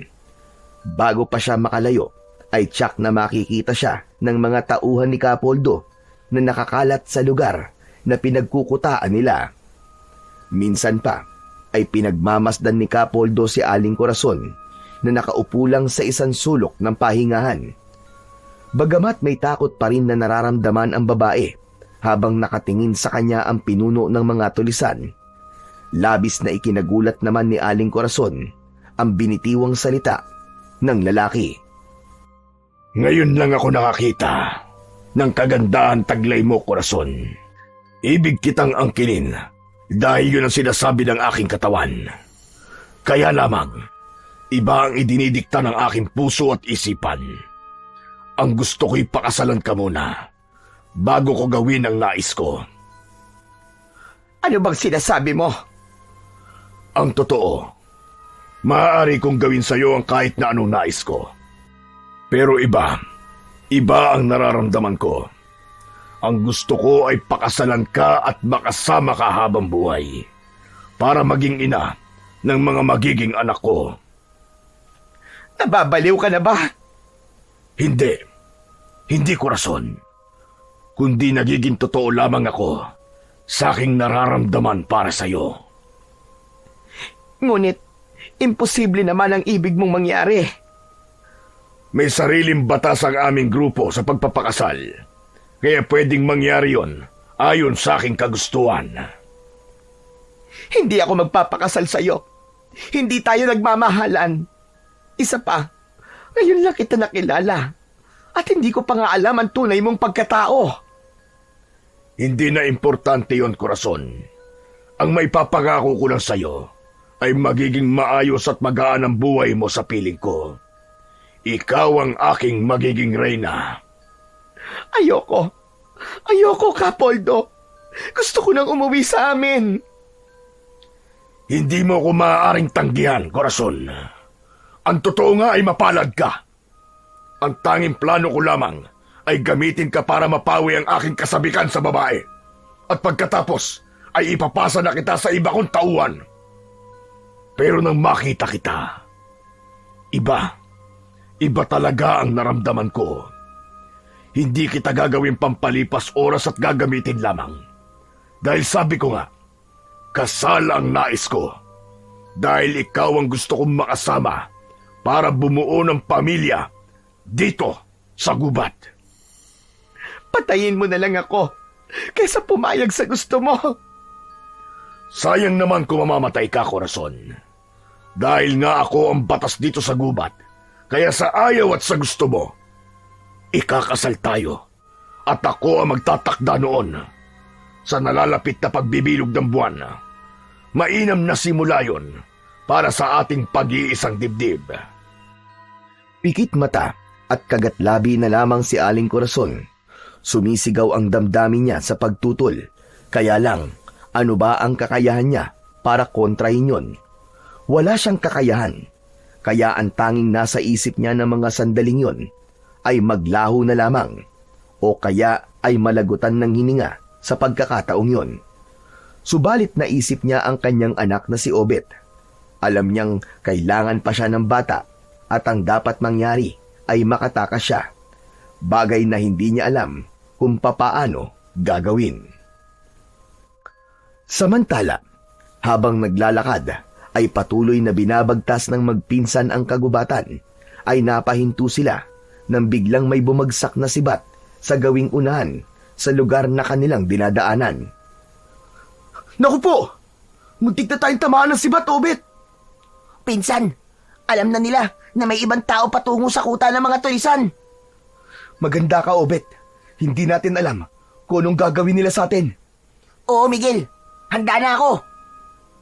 Mula sa mga matataas na damo ay lumitaw ang tatlong lalaki na armado ng baril. Sa bihis at asta ng mga ito ay malalaman kagad na mga tulisan. Lumapit ang mga ito sa magpinsan. Nakatutok ang mga armalite na hawak. Inalam ng mga lalaki kung saan ang punta nila at anong sadya nila sa gubat na yon. Mga kaibigan, hindi kami kaaway. Naligaw lang kami ng pinsan ko. Hindi kami mga kalaban. Maniwala kayo. Opo mga bossing, wala kami masamang gagawin. Kaya pakiusap lang. Pakibaba na po yung mga armas nyo. Masyadong mahahaba nakakatakot. Baka biglang pumutok yan. Oo nga naman. Tama ang pinsan ko. Baka kalabitin niya ng kapwa niyo demonyo baka kung sino kumalabit niyan. Tamaan kami. Hindi umubra ang naging pakiusap ni Miguel at Obet sa mga tulisan. Itinulak pa sila ng mga ito na ibig sabihin ay kailangan lumakad sila. Pero sa lakas ng pagkakatulak ay parehong nadapa ang magpinsan. O dahan-dahan naman! Huwag kayong atat! Susunod naman kami sa inyo Aray ko! Aray! Napila yata ako! Nahihirapan akong tumayo! Lalo namang nagalit ang mga tulisan dahil iniisip ng mga ito na umaarte lamang ang dalawa. Wari naman na napipikon na ang mga ito, kaya muli ay itinutok ng 3 tulisan ang dulo ng baril sa dalawa.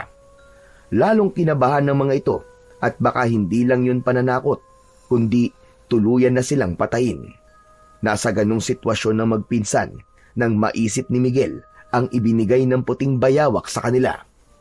Binulungan ni Miguel si Obet para maghawak kamay at humingi ng tulong sa pinaniniwalaan nilang bertud na nasa kanilang katawan. Yun nga ang ginawa ng dalawa. Saglit pa ay unti-unting nagbago ang itsura ng magpinsan. Katulad yon sa kulay ng puting bayawak hanggang sa ganap silang maglaho. Gulat na gulat ang mga tulisan dahil nakita nila na naglaho ang dalawa na wala yon sa kanilang harapan. Sinamantala naman ng magpinsan ang pagkakataong yun na nagkaroon sila ng tagabulag. Naroon sila sa nasabing lugar pero hindi sila nakikita ng mga tulisan. Kaya gamit ang dala nilang armas na itak ay agad nilang tinaga ang mga ito. Dahil sa natamong sugat ng mga tulisan ay nakaramdam sila ng matinding galit. Kaya agad nagbago ang anyo ng mga ito at naging nakakakilabot na mga aswang. Kitang-kita na magpinsan ang mga pangyayari. Subalit nasa anyong aswang man ang mga tulisan ay hindi pa rin sila nakikita. Ngunit naaamoy ng mga aswang ang presensya nila. Kaya hindi man sila nakikita ay alam ng mga aswang na naroroon lang sina Miguel at Obet. Ginamit ng mga aswang ang kanilang pang-amoy upang labanan ang dalawa. Ngunit nahirapan ang mga tulisang aswang para talunin sila. Hindi na nag-aksaya pa ng panahon sina Miguel at tiniyak nilang magagapi na nila ang aswang na nasa kanilang harapan. Gamit ang mga itak ay tuluyan na nilang napatay ang mga ito. Nang mapatay na nila ang mga halimaw ay nagbalik na sa dati ang magpinsan. Ang galing! Nakikita na ulit kita, Obet! Ikaw din, Pinsang Miguel.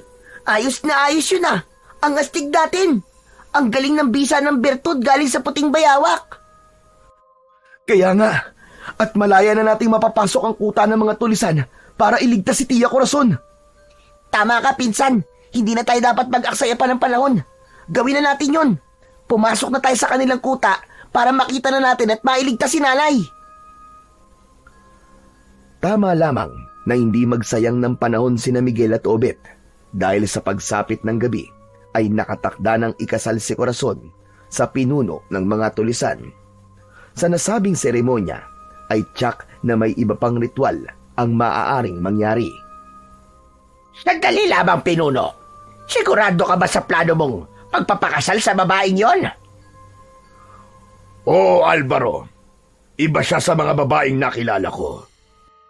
Gusto ko talaga siyang mapangasawa at maging ina ng aking mga anak na magpaparami ng lahi ng mga aswang. Subalit, hindi pa natin siya kauri.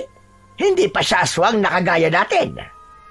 Kaya nga kailangan makasal na kami. Dahil sa mismong kasal namin, ay doon ko palang maisasalin sa kanya ang pagiging aswang. sa pamamagitan yun ng alak na aming iinumin na may halong dugo galing sa aking katawan. Kapag nainom niya yun, hahalo ang alak na may dugo sa kanyang katawan at ang dugo ng aswang ay dadaloy na sa kanyang mga ugat. Yun na rin ang magpapabago ng pagkatao niya. Kung sa bagay, tama ka naman, Kapoldo. Kapag ganap na rin siyang aswang, hindi niya nagugustuhin pang umalis dito. Yayakapin na niya panigurado ang manirahan dito. At saka ko pa lamang siya aangkinin. Dahil tiyak, hindi na siya tututol, kundi kusan loob na niyang ibibigay sa akin ang kanyang katawan. Higit na kaligayahan ang dulot nun sa akin na kusa niyang ibibigay ang kanyang katawan. Hindi siya manlalaban. Dahil wala na ang tatlong bantay sa daan patungo sa loob ng kuta, ay malayang nakaraan doon ang magpinsan. Nagsimula na rin kumagat ang dilim, kaya kailangang bago pa gumabi, ay kailangang nasa loob na sila ng kuta upang malaman ang kilos ng mga tulisan. Kaya parang walang makakita sa kanila, ay minsan pang humingi sila ng tulong sa bertud na kanilang taglay. Kailangang muling gumana sa kanilang katawan ang tagabulag upang walang makakita sa kanila. Hindi naman sila binigo ng bertud dahil minsan pa'y gumana yun at walang kahirap-hirap silang nakapasok sa kuta. Maging ang mga bagay na nakadikit sa kanilang katawan, gaya ng sibat at itak, ay hindi rin nakikita. Namangha sila dahil tila isang pamayanan ang lugar na yon sa gitna ng kagubatan. May mga kubo na nakatayo na sa palagay nila ay tirahan ng mga tulisan. Napakalawak ng kanilang kuta, Obit. Oo nga, pinsan. Saan kaya sa mga kubong narito nandun si nanay? Isa-isahin natin para malaman natin. Hindi naman tayo mahihirapan dahil walang nakakakita sa atin. Tama ka. Mabuti pa nga. Ibig ko nang malaman ang kalagayan ng nanay ko. Habang iniisa-isa nilang puntahan ang mga kubo na naroroon sa loob ng kuta, ay may narinig siyang usap-usapan sa mga tulisang naroon. Tungkol ngayon sa gagawing kasalan, kaya nagkatinginan ang magpinsan. Ano daw? Kasal? May gaganaping kasalan dito? Pinsan, hindi kaya ang nanay ko yon? Mag-aasawang nanay mo? Nabiyag lang ng tulisan, mag-aasawa na kagad. Ano ka ba? Baka gusto lang pakasalan ng kanilang pinuno. Kung sa bagay, maganda talaga si Tia Corazon. Di nga ba? Dati siyang naging mutya ng barangay natin tapos dun din sa bayan. Tapos siya palagi ang nananalo. Kung talagang si nanay ang ikakasal na yun, hindi yun dapat matuloy, pinsan. Pigilan natin yun. Dapat lang, lalo na't ang mga tulisan na narito ay mga aswang. Tsaka, magiging aswang din ang nanay mo kapag naipakasal sa kanilang pinuno.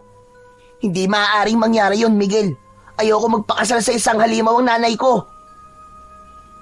Ganap nang naihanda ang mga kailangan para sa gagawing kasal ni Kapoldo at Aling Corazon. Ang lugar kung saan gagawin ang seremonyas ay naayos na. May mga tulisan na nagkatay na rin ng mga hayop gubat upang gawing alay at magiging handa sa okasyon. Samantala, silipin naman natin ang nagaganap sa loob ng pahingahan ni Kapoldo. Kausap niya si Aling Corazon. Mugto ang mga mata ng babae dahil sa labis na pag-iyak. Naubos na ba mga luha mo, Corazon? Kaya tumigil ka na sa iyong kakaiyak. Ilang beses ko bang sasabihin sa iyo na ayoko magpakasal sa iyo, Kapoldo? Sabi ko nga sa iyo, sa lugar na ito, ang bawat sabihin ko ang batas. Hindi nga kita mahal. Ang ikinakasal ay yun lamang mga taong nagmamahalan. Dito sa gubat, Corazon, ay sapat ng isa lang ang nagmamahal para ikasal ang dalawang nilalang. Mahal kita, Corazon. Yun ang nararamdaman ng puso ko. Maniwala ka sa akin. Mas mainam na gawin mo na lang ang gusto mo sa akin. Gamitin mo ang katawan ko. Pagsawaan mo ko. Hindi ako tututol. Pero pagkatapos nun ay pakawalan mo na ako. Mas gusto kong bumalik sa anak ko. Naghihintay siya sa akin. Hindi maaari yun. Ayokong angkinin ka ng sapilitan. Isa pa, kung ang anak mo lang ang iniisip mo, pwede ko siyang ipakuha upang dalhin dito para makasama mo. Hindi. Ayoko. Wag na wag mo siyang ipapakuha. Hayaan mo na siya. Ayoko madamay pa siya sa paghihirap na dinaranas ko ngayon. Mas mainam kung tatahimik ka na lamang, Corazon. Dahil sabi ko nga sa'yo, ay wala ka na magagawa. Sa ayaw at sa gusto mo, ay tuloy na ang ating pagpapakasal mamayang gabi. Kasabay ng pagsikat ng bilog na buwan, mainam na magpakasal sa pagbibilog ng buwan dahil swerte ang hatid nun sa ikakasal na aswang. Hindi yun totoo. Dahil ngayon pa lang ay kamalasan ang nararamdaman ko. At ang pagpapakasal sa'yo ay para ko na rin kamatayan. Hindi na pinansin pa ni Capoldo ang mga sinabi ni Aling Corazon.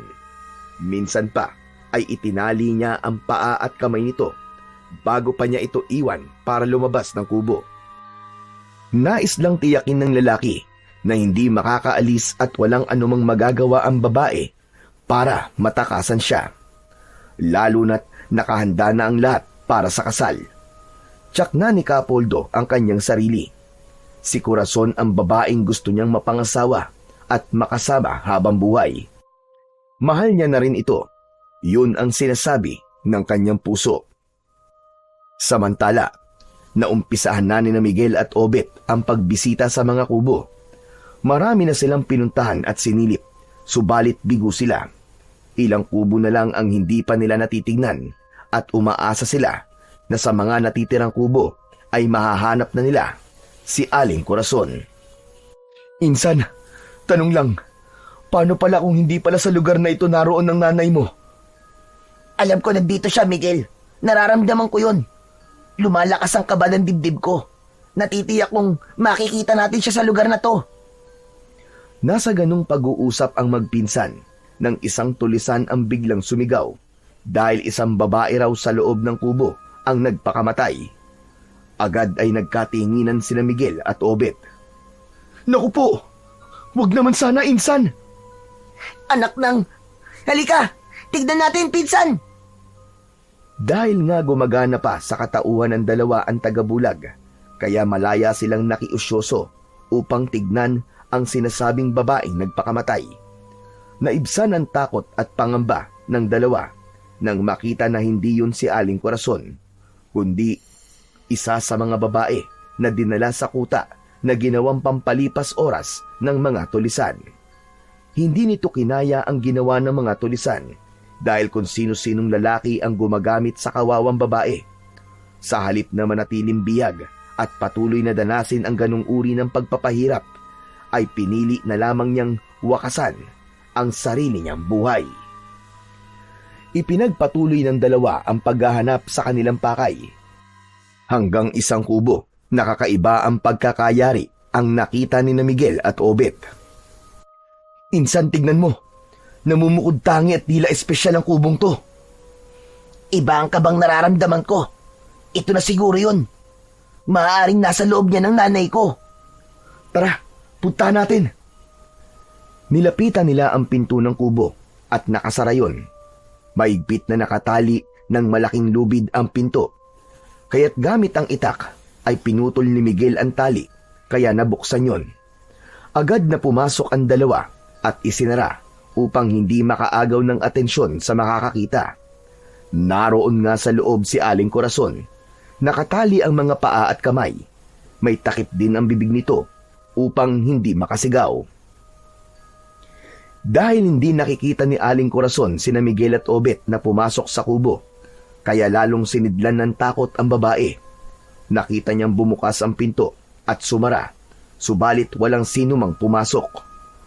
Upang matapos ang pagtataka nito, ay nagsalita na si Obet. Nay, huwag kayo maingay. Kami po ito.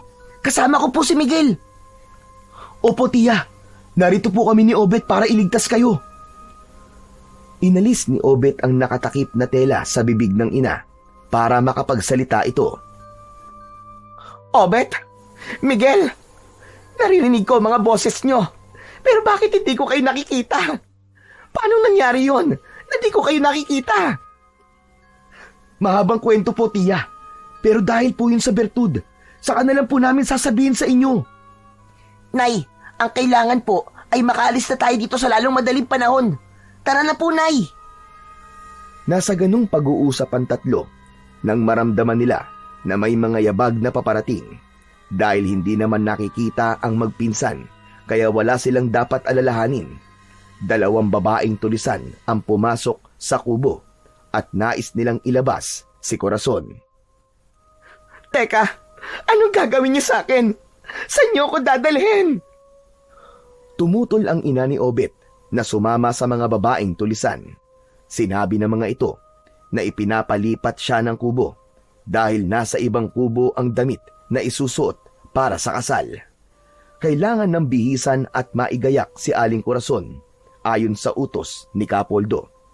Dahil hindi maaaring tumutol ang babae, kaya pumayag na lamang siyang ilabas ng kubo at ilipat ng lugar upang doon ay bihisan.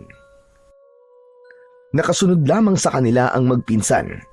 Walang nakakakita sa kanila, pero napapalingon paminsan-minsan ang mga babaeng tulisan dahil pakiwari nila ay may nakasunod sa kanila. Isa pa ay may naaamoy silang kakaiba, kaya may kutob silang meron silang kasamang ibang nilalang.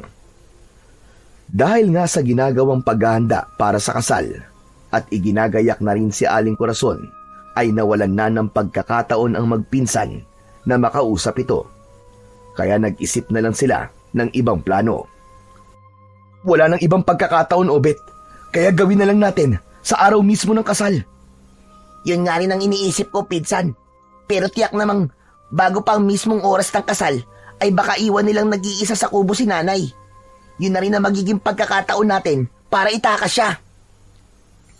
Ang narinig ko kanina, gagawin ang kasal sa pagsikat ng buwan. At malapit na yon. Mga ilang oras na lang ang hihintay natin dahil maya-maya lang ay sisikat ng buwan. Magpahinga na muna tayo dahil siguradong mapapalaban tayo mamaya. Humanap na muna tayo ng mapagtataguan. Kailangan itigil na muna natin ang paggamit ng bertud. Huwag na muna tayong gumamit ng tagabulag dahil baka kung kailan natin kailangan yon, saka pa pumalpak at magkaroon ng aberya. Tara na! Kaya naghanap na ng mapagkukublian ang dalawa upang doon ay magpahinga at hindi na muna gamitin ang tagabulag. Maghihintay na lamang sila ng takdang oras. Sa bahay naman ni Lolo Teban ay balisa ang matandang lalaki para sa mga apo na alam niyang nasa gubat para iligtas si Aling Corazon.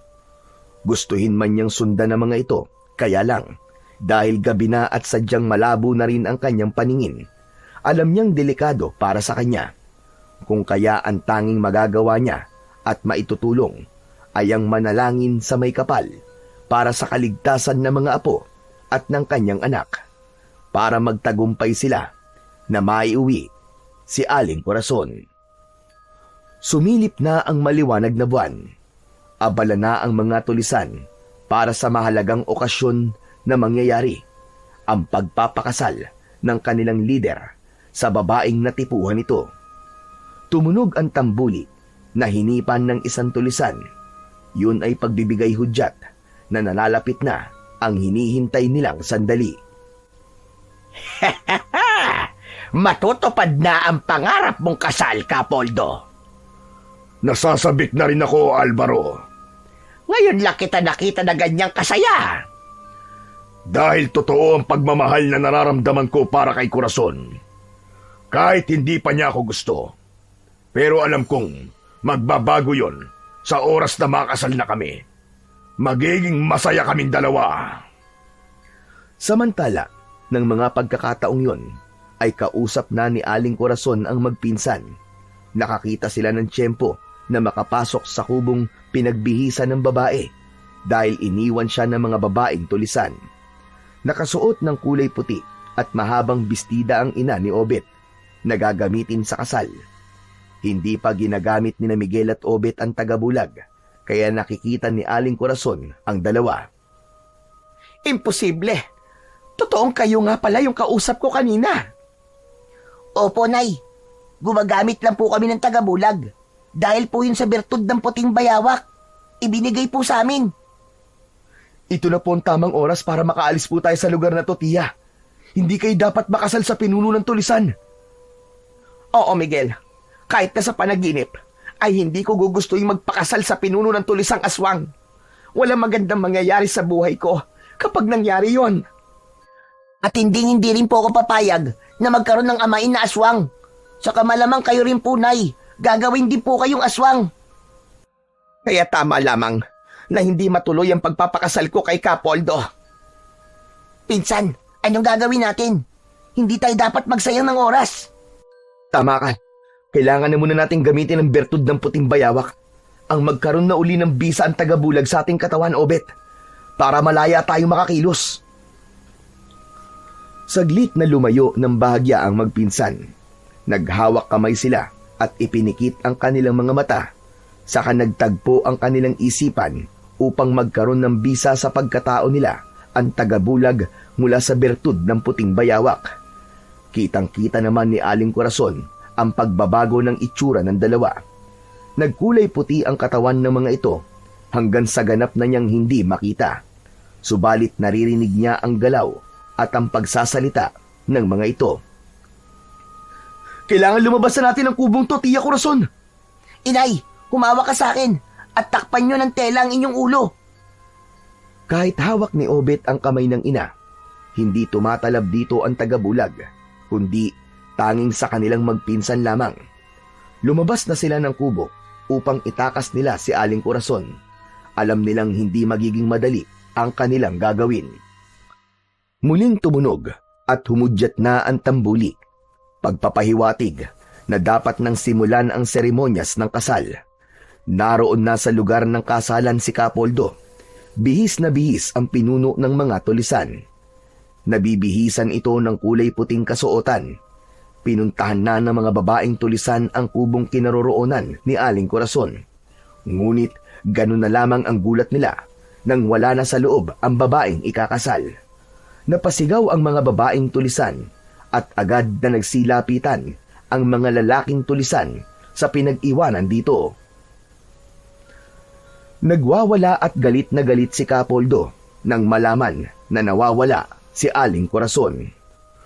Kumilos kayo, mga inutil! Hanapin niyo si Corazon. Tsak na hindi pa siya nakakalayo dito. Mga wala talaga kayong kwenta. Mga wala silbi. Hindi man lang niyo nakita ang pag-alis niya. Dahil sa takot ay nagkanya-kanya ng kilos ang mga tulisang naroon upang hanapin ang babae. Alam nila kung paano magalit si Capoldo, kaya dapat nilang maibalik si Corazon upang matuloy ang kanilang kasal. Bago paganap na makaalis sa kuta ng mga tulisan sina Aling Corazon kasama ang magpinsan, ay isang bantay ang nakakita. Agad itong sumigaw upang humingi ng tulong dahil nakita niya ang pagtakas ni Aling Corazon. Nagsipaglapitan ang mga tulisan na nakarinig sa sigaw ng bantay. Pilit nilang kinuha upang ibalik si Aling Corazon para matuloy ang kasal. Pero syempre, hindi papayag sina Miguel at Obet na mangyari yon. Kaya naman, ginamit nila ang kanilang dalang sandata upang labanan ang mga tulisan na ibig kumuha kay Aling Corazon. Ganun na lamang ang pagtataka ng mga tulisan dahil ramdam na ramdam nila na may nananakit at lumalaban sa kanila, subalit hindi nila nakikita. Dahil doon ay sinidlan ng takot ng mga ito dahil yun sa mga nilalang na kalaban nila, subalit hindi nakikita. Lalo na't nakikita na lamang nilang nasusugatan at meron ding napuputol ang mga braso ng ibang tulisan. Sa kabila noon ay hindi pa rin napigilan ang mga tulisan para lumaban, kaya ang iba sa kanila ay naging aswang na. Sa pagpapalit ng anyo ng mga tulisan para maging aswang, ay saka pa lang nila nakita ang kanilang kalaban. Dahil nakikita ng mga aswang ang tunay na itsura ni Miguel at Obet, mas malalakas ang mga aswang na yon dahil walang epekto ang tagabulag ng dalawa. Naku po! Naging aswang ang mga kalaban nating tulisan, Obet! At tignan mo, Miguel. Nakikita nila tayo. Alam nila kung nasan tayo. Delikado tayo nito. Oo nga, walang bisa sa paningin ng mga aswang na yan ang tagabulag natin. Sigurado mas malalakas sila. Kaya kailangan mas galingan natin ang pagharap sa kanila gamit ang ating mga sandata. Teka, si Inay Miguel. Dinala siya ng mga tulisan sa kanilang pinuno. Itutuloy pa rin nila ang kasal. Obet, huwag ka mag-alala. Dahil may napag-usapan na kami ni Tia Corazon kanina. Isa yun sa plano ko, sakaling mahuli tayo at mahadlangan ang pag-alis natin dito sa kuta. Anong gagawin ni Inay? Maghintay lang tayo, Obet. Ang kailangan muna nating gawin ay harapin ng mga tulisang aswang na ibig din tayong patayin. Dinala ng mga tulisan si Aling Corazon sa harap ni Capoldo. Malaking ngiti ang agad na sumilay sa pinuno ng tulisang aswang nang makita na naroon ang babaeng nais niyang pakasalan. Ano pang hinihintay natin? Simulan na ang seremonyas para sa aming pag-iisang dibdib ng aking minamahal. Isa kang baliw, Capoldo. Baliw ka. Mangyayari ng aking pinakaasam. Magiging asawa na kita, Corazon. Magiging akin ka na ng buong buo at magiging bahagi ng aming samahan. Magiging aking reyna at magiging ina ng aking mga magiging anak. Isang kahangalan yon. Hindi yun mangyayari kailanman. Nagngingit-ngit na sa galit si Aling Corazon at mula sa ilalim ng suot niyang saya ay inilabas niya ang putol na pana na ibinigay sa kanya ni Miguel at buong lakas at bilis na itinusok niya yon sa dibdib ni Capoldo sa mismong tapat ng puso nito. Buong lakas niyang ibinaon yon para umabot sa puso ng pinuno ng mga tulisang aswang. Pumalahaw si Capoldo sa tindi ng sakit, lalo na't tinamaan ng matulis na sibat ang kanyang puso. Habang pumapalahaw ay nagbago ang anyo ni Capoldo at naging nakakatakot na aswang. Subalit nawalan ng saysay ang pagbabagong anyo niya dahil hindi pa rin niya magawang alisin ang sibat na tumusok sa kanyang dibdib. Ginamitan yon ni Miguel ng bulong mula sa tulong ng bertud ng puting bayawak. Umuusok ang bahaging nasugatan ng pana at lumala ang sugat ng lider ng mga aswang. Tila naaagnas ang bahagi na may sugat at gumagapang yon sa buong katawan ni Capoldo. Walang nagawa ang ibang tulisan na naroroon. Hindi nila alam kung paano tutulungan ang kanilang pinuno. Habang nagtatagumpay naman sina Miguel at Obet upang harapin ang mga tulisan na naging aswang. Malapit na nating maubos ang mga tulisang aswang, Miguel! Oo, Obet, tama ka! Hindi tayo pinabayaan ng bertud ng puting bayawak. Dahil bukod sa tagabulag na binigay niya, binigyan din niya tayo ng bilis at lakas para lipulin ang mga kampo ng kadiliman. Habang unti-unting naaagnas ang katawan ni Capoldo dahil sa ginawang pagsaksak ni Aling Corazon ng sibat sa mismong puso nito, ay tila nanghina na rin ang iba pang mga tulisan na naroroon. Nawalan sila ng lakas hanggang sa mabuwal at humandusay ang katawan sa damuhan. Ang iba pang mga tulisang aswang na kalaban ni Miguel at Obet ay ganun din ang nangyari. Nanghina at humandusay ang mga katawan. Nagulat naman ang magpinsan sa nangyari sa kanilang mga kalaban. Maya-maya pa ay may kulay itim na usok na lumabas sa katawan ng mga ito. Nawala ang kakaibang bangis na nasa muka ng mga tulisan. Nagtataka kung bakit sila naroon sa gubat at hindi nila maalala ang mga nangyari. Sandali! Bakit kami nandito? Sino kayo? Teka! Naguguluhan ako! Malaya na kayo. Sige na, ligtas na kayo sa kamay ni Capoldo. Sino siya? Sino si Capoldo? Hindi na mahalagang makilala niyo pa siya. Isa pa'y wala na rin siya at ligtas na kayong lahat sa kanya. Maaari na kayong umuwi sa inyong mga pamilya. Bilisan niyo na! Umalis na kayo rito! Pagkasabi ni Aling Corazon ng bagay na yon, ay wala nang naging tanong pa ang mga taong dati tauhan ni Capoldo. Magkakasamang tumalikod na ang mga ito upang lisanin ang gubat. Dahil wala na rin ang mga nilalang na kalaban ng magpinsan, sapagkat sila man ay bumalik na sa dating mga wisyo. Wala na sa kanila ang impluensya at espiritu ng dilim na binalot ni Kapoldo sa kanila. Lumapit sina Miguel at Obet kay Aling Corazon. Okay ka lang ba, Tia Corazon? Oo, Miguel. Okay lang ako. At wala na rin si Kapoldo. Naglaho na siya. Natunaw na ang kanyang katawan at naging abo. Kaya nga po, Nay. Ligtas na po tayo. Hindi po nagtagumpay ang pinuno ng mga tulisan sa kanyang ibig na mangyari. Ligtas na po kayo sa kasamaan niya. At hindi na rin po kayo magiging aswang. Tama ka, anak. Dahil hindi papayagan ng dakilang lumikha na maghari sa buhay natin ang kadiliman. Tama po kayo, Nay. Hindi po tayo pinabayaan ng Panginoong Diyos. Panginoon, maraming salamat po.